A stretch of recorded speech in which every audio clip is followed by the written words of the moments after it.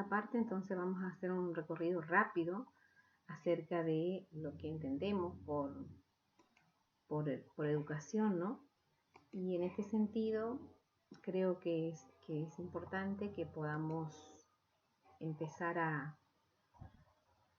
primero por pensar que si la educación es desarrollo, esto de alguna manera va generando capacidades, competencias en un sujeto que le permite de alguna manera posicionarse desde otro lugar en los ámbitos en los que se desenvuelven, en los que se desarrollan, ¿no?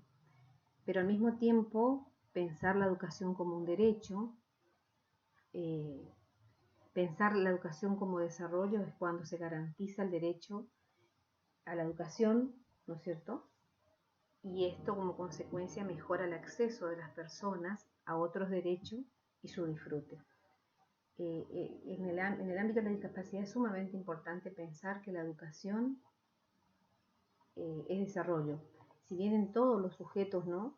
Esto es visto desde este punto de vista, entendiendo de que el mismo genera, como bien le decía al inicio, el desarrollo de competencias y de capacidades, no solamente cognitivas, sino sociales, desde esta visión también que tenemos de las personas como sujeto integral, ¿no?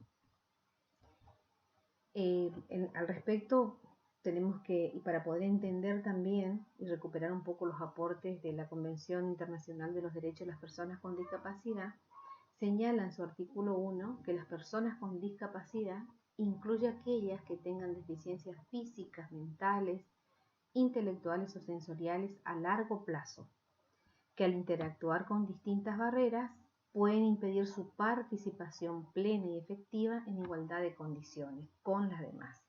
Fíjense que en ese artículo de alguna manera está definiendo cuáles son las personas que se incluyen en esa denominación, ¿sí?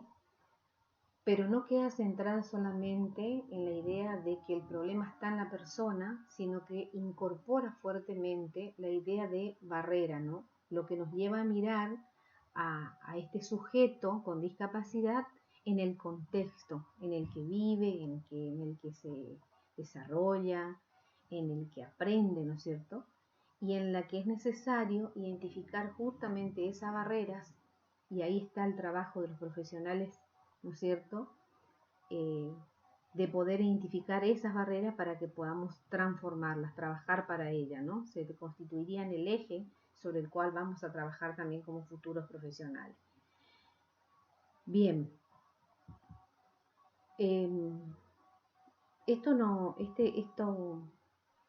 esta concepción de discapacidad no ha sido traída desde un contexto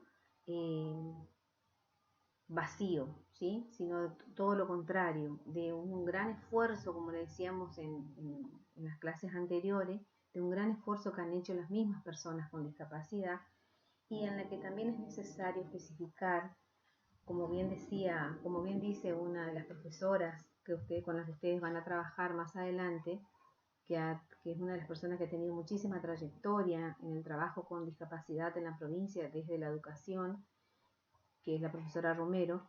Ella habla y siempre señala de que hubo progresos legales, considerando a esto como hitos o momentos, ¿no es cierto?, o documentos o hechos o situaciones que han dado lugar a este progreso legal. Ella habla siempre de un progreso legal, ¿no?, que está marcado inclusive por las mismas fechas, ¿no es cierto?, que nos ubican en un determinado contexto histórico y social, ¿no? Uno de esos progresos legales, en esta construcción de este marco legal, nosotros hablamos de normativas internacionales, nacionales y provinciales, ¿no? Uno de ellos ha sido la Declaración de los Derechos Humanos, donde se ha planteado que la educación es un derecho, ¿no? La Convención de los Derechos del Niño, la Conferencia Mundial sobre la Educación para Todos, la Conferencia Mundial sobre Necesidades Educativas Especiales, la de Salamanca. Estas son todas normativas con las cuales ustedes se tienen que familiarizar porque atraviesa toda la formación de ustedes como futuros profesionales y más adelante también enmarca las prácticas, cualquiera sea el ámbito en el que se van a desempeñar, ¿no? la Declaración de Dakar, Educación para Todos, para el año 2015, la Convención Internacional de los Derechos de las Personas con Discapacidad, la Ley de Educación Nacional 26.206, la Ley General de Educación de la Provincia, muy reciente, ¿no? 1613, la Resolución del Consejo Federal de Educación, la 155/11, y la Resolución del Ministerio de Cultura y Educación, la 5200/10, entre otras, ¿sí? Eso marca claramente, ¿no es cierto?, un gran desarrollo y un gran progreso también en términos de marcos legales, ¿no?, que garantizan los derechos de las personas con discapacidad. En la Ley de Educación 26.206 recuperamos el concepto de sistema educativo, ¿no?, entendiendo como un conjunto organizado de servicios y acciones educativas reguladas por el Estado que posibilitan el ejercicio del derecho a la educación. Fíjense que plantea el sistema educativo como un conjunto organizado de servicios, dentro del cual la educación especial es una modalidad, ¿sí?, que garantiza justamente el derecho de las personas con discapacidad, el derecho a la educación, ¿sí?, a través de este conjunto organizado de servicios y acciones, ¿no? Así como planteábamos hoy un progreso en relación a los marcos legales, también, y haciendo referencia y recuperando un poco lo que plantean los modelos de discapacidad que estudiamos en la unidad 1, nosotros podemos hablar de procesos y progreso en la educación especial. ¿Qué le queremos decir con esto? De que y por eso siempre atendíamos cuáles eran las concepciones, ¿sí?, cuál era el paradigma que regía en ese momento, entendiendo por paradigma como metafóricamente como la lente desde el cual uno mira la realidad, ¿no? Ese paradigma sostenía una concepción de sujeto y por lo tanto, y en esto le va a ayudar mucho a ustedes también a entender esto, el video acerca de discapacidad y derechos, ¿no? Porque justamente se plantea esta evolución, ¿no? Desde esta concepción de considerar sujetos anormales que estaba ligado a un modelo de discapacidad que tenía que ver con este modelo médico, ¿no es cierto?, con este modelo en el que se consideraba que eran enfermos, que eran anormales, y la respuesta en consecuencia era la eliminación, ¿sí? Este proceso y este progreso en la educación especial estuvo marcada por estas concepciones y en consecuencia por respuestas que se iban a dar, se daban para poder atender desde esta idea de poder encontrar una respuesta a las necesidades que eran planteadas por las personas con discapacidad o por el contexto, ¿no?, en el que las personas vivían. Cuando se consideró que el sujeto era deficiente, por eso el concepto de deficiencias, la respuesta fue la institucionalización. Por eso yo les decía que en esa evolución se iban encontrando respuestas que tenía que ver no solamente con el modelo de intervención, sino también con los modelos de institución, ¿sí?, que trataban de responder a las personas. Cuando se consideró que el sujeto tenía un retraso madurativo, la respuesta estaba ligada al tratamiento y a la rehabilitación, ¿sí? Esto responde claramente a este modelo rehabilitador, ¿no?, tanto la institucionalización como el tratamiento y la rehabilitación. Cuando se entendió que estábamos ya anclados en el sujeto, ya como los sujetos que tenían ciertas capacidades especiales, ¿sí?, que eran diferentes, entonces empezó a aparecer como respuesta la reeducación, ¿sí?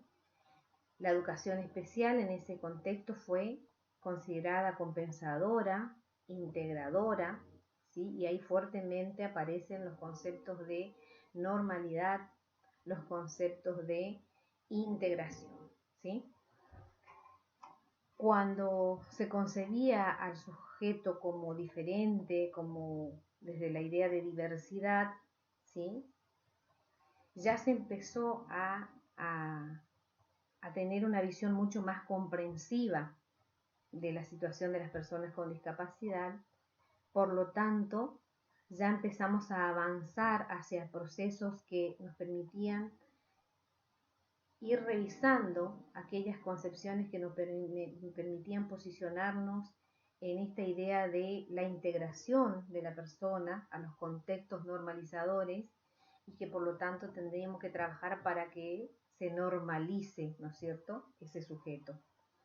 Cuando ya se entendió que estamos hablando de diferencias, ¿sí?, de que estamos hablando de sujetos diferentes, cuando estamos hablando de la diversidad, ya empezamos a avanzar hacia esos procesos, ¿no es cierto?, más inclusivos, hasta llegar a la identificación de barreras al aprendizaje y a la participación, a la identificación de esas barreras, en la que ya estamos hablando como respuesta estos apoyos, ¿no?, que después ustedes van a ver claramente en los documentos de qué estamos hablando cuando hablamos de este modelo de apoyo, ¿no?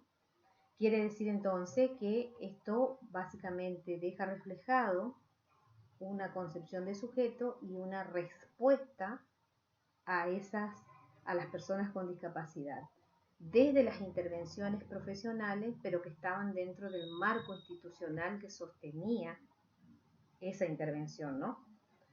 Fíjense cómo fue variando, desde la eliminación, la institucionalización, el tratamiento, la rehabilitación, la reeducación, la educación especial compensadora e integradora, ¿sí? Acá por mucho tiempo no hemos quedado para avanzar después hacia una educación más comprensiva, inclusiva, que tiene como respuesta, ¿no es cierto?, estos modelos de apoyo que implica realizar ajustes razonables para garantizar la educación de los sujetos con discapacidad. ¿Qué plantea la educación, la ley 26.206 en relación a la educación especial? Primero y claramente lo que hay que entender y les tiene que quedar en claro es que la educación especial es una modalidad del sistema educativo. El sistema educativo está organizado en niveles y en modalidades, ¿sí? Los niveles son obligatorios: el nivel inicial, el nivel primario, el nivel secundario, ¿sí?, y el nivel terciario, superior o universitario, siendo estos dos últimos no obligatorios, ¿sí? Los tres primeros sí son obligatorios. Y dentro de la modalidad de educación, dentro de las modalidades existen varias, ¿sí?, entre ellas la intercultural bilingüe, la artística, la técnica, siendo una de ellas la modalidad de educación especial, que está destinada a asegurar el derecho a la educación de las personas con discapacidades temporales o permanentes en todos los niveles y modalidades del sistema. Eso es fundamental que lo puedan entender, ¿sí? De todas las personas con discapacidades, fíjense, dicen temporales o permanentes. Esto también viene a revisar cuál es la idea que tenemos de discapacidad. Hay discapacidades que pueden ser temporales y hay discapacidades que pueden ser permanentes, ¿sí? Y habla de todos los niveles y modalidades del sistema. O sea, atraviesa todo el sistema educativo la modalidad. Se rige por el principio de inclusión educativa. Más adelante vamos a definir qué entendemos por inclusión. Se debe garantizar, la modalidad de educación especial debe garantizar la inclusión de los alumnos en todos los niveles y modalidades según las posibilidades de cada sujeto, ¿sí? Debe articularse con los organismos del Estado que atiendan a las personas con discapacidades para garantizar un servicio de mayor calidad. Eso también lo establece en el artículo 45. Fíjense que al ser una modalidad atraviesa todo y es necesario este trabajo interinstitucional, intersectorial, para garantizar un servicio de mayor calidad. Y debe crear, por otro lado, la educación especial, instancias institucionales y técnicas para la orientación de la trayectoria escolar. Otro concepto eje con los cuales se tienen que familiarizar: inclusión, trayectoria, ¿sí? Estos son como vocabularios básicos con los cuales ustedes tienen que terminar este seminario. Y que sobre los cuales tienen que tener una concepción clara, ¿no? Así como decimos, ¿cuántos tipos de discapacidades hay? ¿Sí? ¿Cuál es el concepto de discapacidad? Así también tenemos que empezar a familiarizarnos con el concepto de integración, inclusión, trayectorias, ¿sí? ¿Cuáles son? Crear instancias institucionales y técnicas para la orientación de la trayectoria escolar, más adecuada para cada alumno, ¿no? En todos los niveles de la enseñanza obligatoria. Eso es, entre algunos puntos, lo que plantea la ley 26.206 en relación a la modalidad de educación especial y cuáles son los aspectos que tiene que atender. Bien, acá hay un pequeño cuadro también agradeciéndole a la profe Romero, que es la que trabajó muchísimo todos estos conceptos, que tiene que ver con la integración y la inclusión, como dos conceptos que hay que diferenciarlo, ¿sí? Y fíjense que la integración ha sido una respuesta a esta idea de poder integrarlo, ¿sí? Después vamos a ir viendo cómo la integración también hace un esfuerzo por normalizar al sujeto, ¿no? Por eso justamente se plantea como un medio estratégico y metodológico donde no hay alteración en el sistema permanece intacto y los estudiantes tienen la tarea de adaptarse con el acompañamiento de quienes los asisten. Pero ha sido un avance muy significativo como respuesta a la educación especial a las personas con discapacidad, ¿sí? Ya no estábamos separando, ¿sí? Sino que estábamos integrando al sujeto. Y por eso ha sido un momento importante en este proceso de evolución, la integración. Porque ya lo hemos visibilizado, ya hemos hecho un avance en poder traerlos a los contextos comunes en el que se desarrollaban, en la que aprendían, ¿sí? Tratando de buscar estos espacios para poder visibilizar a la discapacidad, ¿sí? Así que eso en ese sentido ha sido un hito muy importante, ¿no? Sin embargo, la inclusión se plantea como un principio, proceso, acción, y tiene que ver con esto de la construcción social. O sea, esto ya nos obliga a pensar de que tenemos que empezar a trabajar de manera conjunta, ¿sí? Que implica un trabajo en red, implica un trabajo, ¿no es cierto?, colaborativo, no solamente de las instituciones, sino de los distintos actores que intervienen en ese proceso de acompañamiento del sujeto con discapacidad. Porque estamos hablando de que dentro de ese proceso colaborativo, ¿sí?, de corresponsabilidad, de configuración acerca de cuál es el apoyo que necesita ese sujeto, somos todos parte, ¿sí? Y no estamos hablando únicamente de los actores profesionales, sino también inclusive de las familias y hasta del propio sujeto. Esta inclusión como principio implica una reorganización de todo el sistema, ¿sí? Fíjense que acá el sistema permanecía más o menos intacto. En este caso, el sistema tiene que ser reorganizado para posibilitar el acceso, la permanencia y los logros de las personas con discapacidad. En la inclusión, las necesidades de los estudiantes son vistas como necesidades de la institución y estas necesidades están trabajadas a nivel institucional, a nivel áulico, y no está centrado en el sujeto como la integración que tenía que adaptarse con el acompañamiento. Las diferencias en el caso de la inclusión están dadas por los estilos, ritmos, motivaciones para el aprendizaje. Esto creo que es uno de los grandes aportes que también hace esta inclusión en relación al trabajo institucional y el trabajo áulico, ¿no? Esto de poder mirar de que el aprendizaje de los sujetos, el aprendizaje de los estudiantes está sostenida, digamos, por este modelo social que implica mirar al aprendizaje en el contexto en el que se desarrolla, mirar al sujeto en ese contexto en particular, que tiene que ver con esta posibilidad de poder encontrar que estamos trabajando en un aula, pero que tenemos diversidad de estilos, diversidad de ritmos, en la que es necesario poder identificar justamente esos estilos, esos ritmos de aprendizaje para avanzar hacia procesos de propuestas pedagógicas que impliquen necesariamente buscar la participación y la inclusión de todos en el contexto del aula, ¿no? Este gráfico refleja claramente la diferenciación que hay entre el concepto de inclusión e integración, ¿sí? Estas son preguntas de exámenes. Deja claramente, ¿no es cierto?, cuando estamos trabajando donde acá el sistema no hay modificación del sistema y está integrado, pero está diferenciado, ¿sí? Está como algo externo, ¿sí? Como algo que está como un apéndice que viene.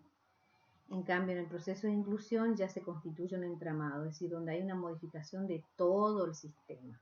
Es el ejemplo más claro de la diferenciación que hay entre integración e inclusión.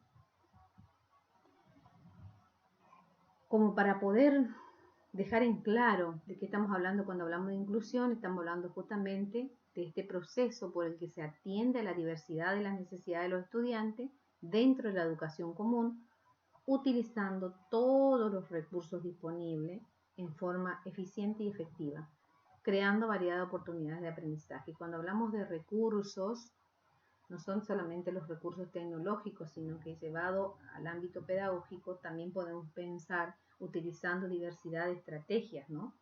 Para que de manera eficiente y efectiva podamos ir generando y promoviendo, como le decía hace un rato, las oportunidades de aprendizaje y de participación.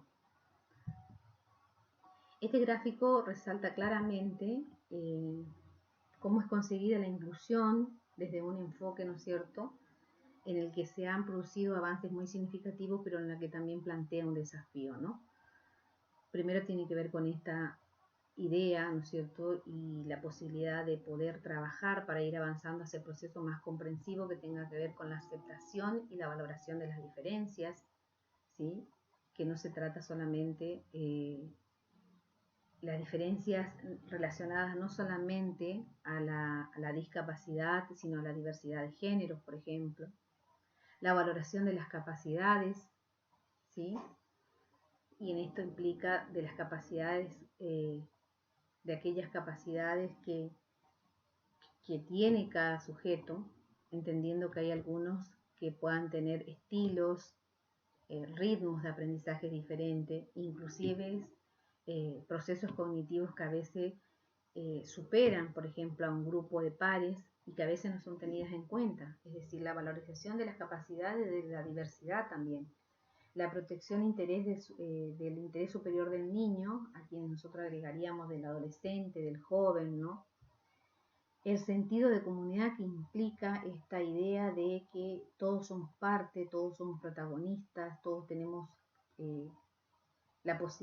tenemos que tener la posibilidad de participar en estos procesos, en este acompañamiento y en este seguimiento, ¿no es cierto?, de los procesos de aprendizaje y de participación.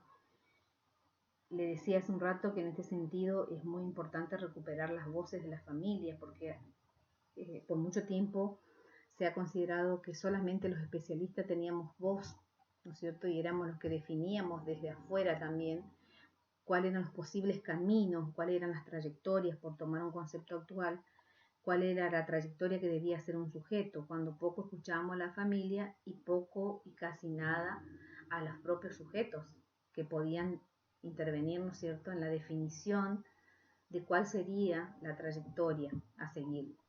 La idea de alfabetización es el concepto de alfabetización es múltiple que atraviesa todo, ¿sí? Esto es de poder encontrar contextos que sean promotores de aprendizajes significativos, que estén atravesados por esta idea de que es posible alfabetizarnos no solamente desde una determinada estrategia, sino desde las posibilidades de incorporar diversos recursos, justamente para poder avanzar hacia este enfoque, ¿no es cierto?, que termina siendo un gran desafío porque no todo está dicho, no todo está hecho. Estamos transitando justamente, valga la redundancia, hay un periodo de transición, ¿sí?, en la que estamos tratando de avanzar hacia este modelo social que implica una concepción de sujeto, un enfoque de derecho, ¿sí?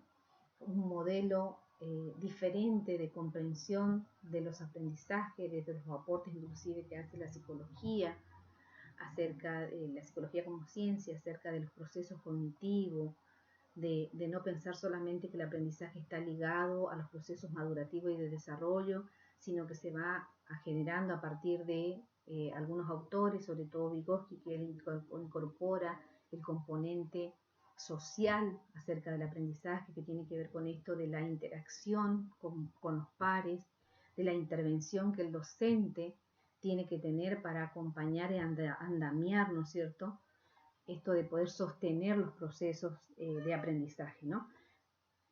Por eso es necesario que avancemos hacia esta visión en la que es necesario también trabajar para poder identificar cuáles son las barreras a nivel institucional que implica mirar las culturas institucionales, ¿sí? Trabajar para construir una comunidad acogedora, colaboradora, en la que cada sujeto es valorado, y cuando digo que cada sujeto es valorado no estoy pensando solamente en el alumno, sino estoy pensando también en todos los profesionales, estoy pensando en la familia, ¿sí?, que es parte de esa institución.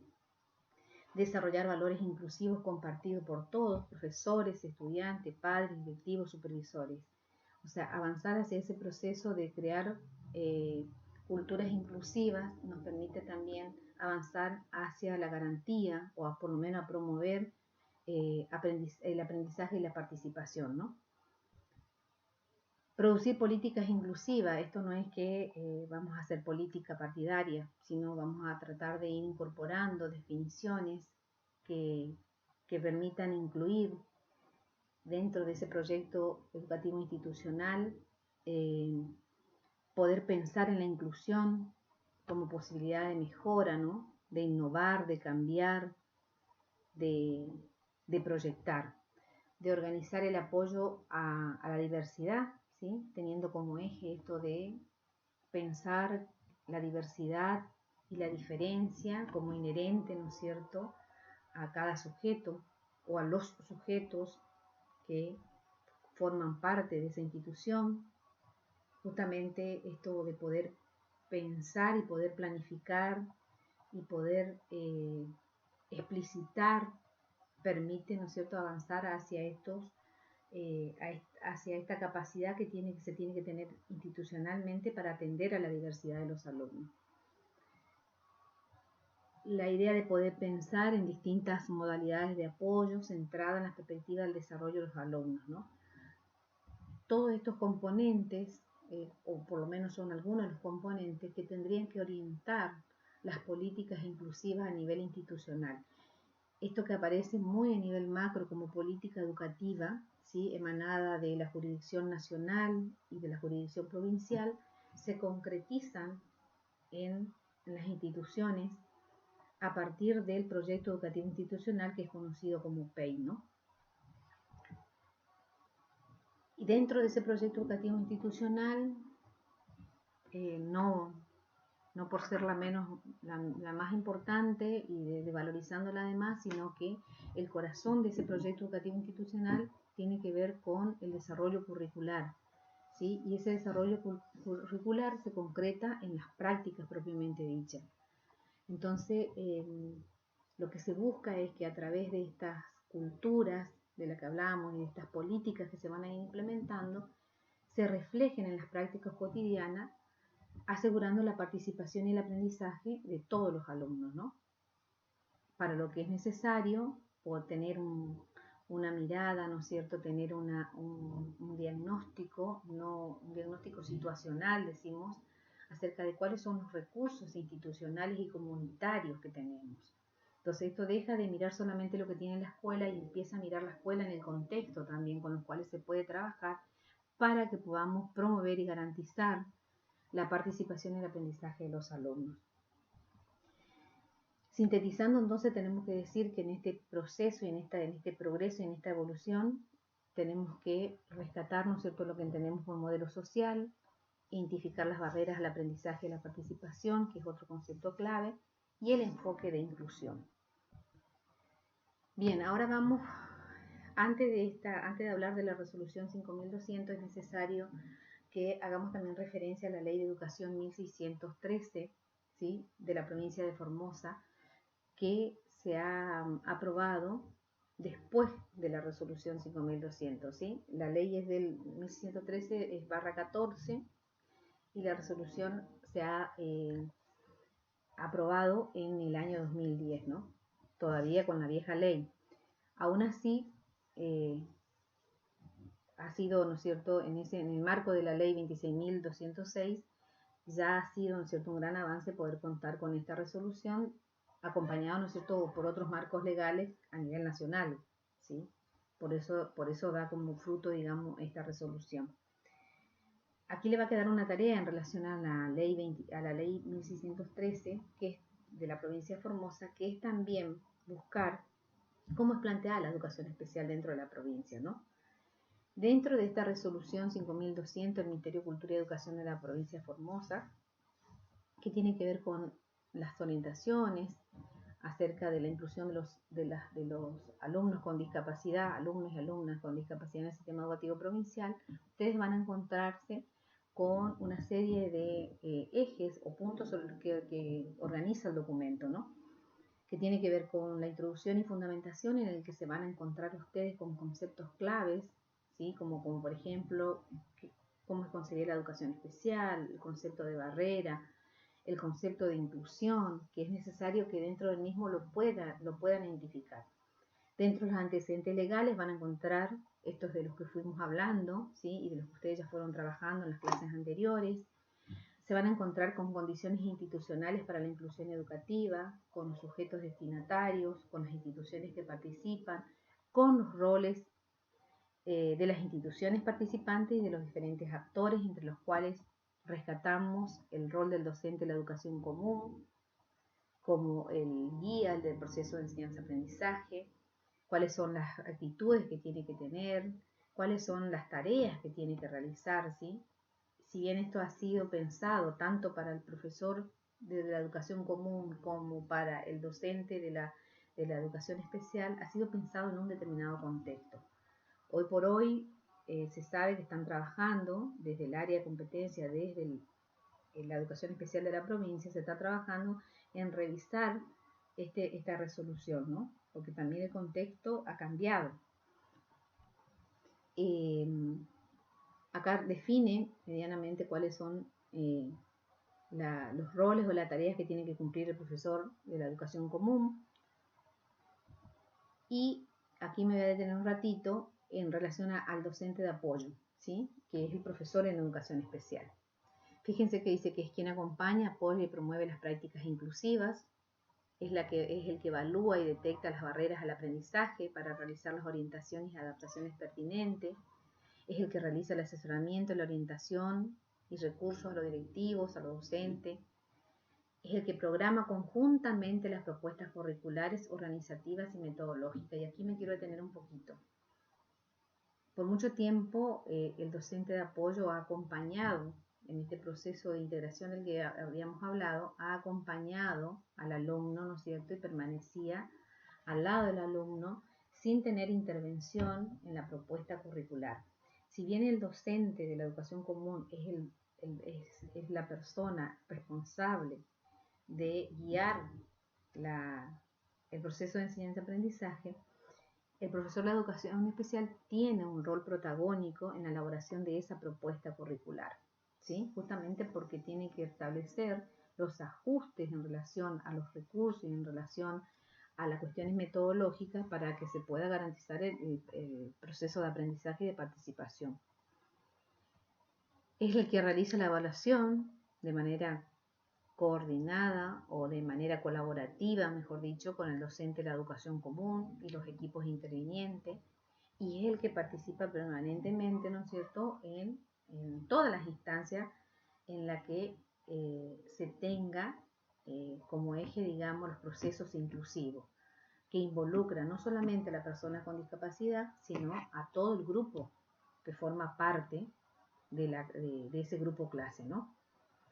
Acá hay un concepto clave que lo transcribí para que podamos entender de qué estamos hablando cuando estamos hablando de trayectorias educativas integrales.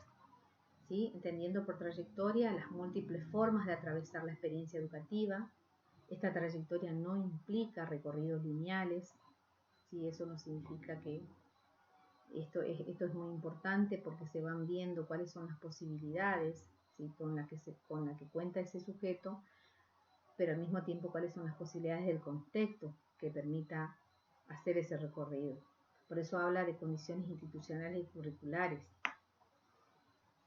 No solamente del sistema educativo, sino también de otros, de otros contextos, ¿no es cierto?, en la que se pueden aprovechar los recursos institucionales con que cuenta la comunidad para poder avanzar hacia esos procesos, ¿no?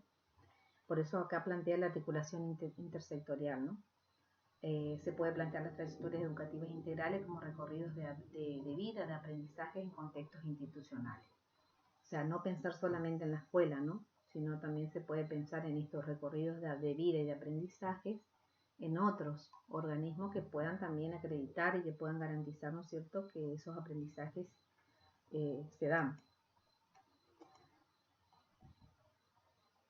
Otros de los conceptos con los que ustedes se van a encontrar en esa resolución tiene que ver con las configuraciones de apoyo, ¿no? Esto de las configuraciones implica eso justamente, poder diseñar, poder armar, poder configurar con otros el apoyo que requiere ese sujeto con discapacidad, ¿no?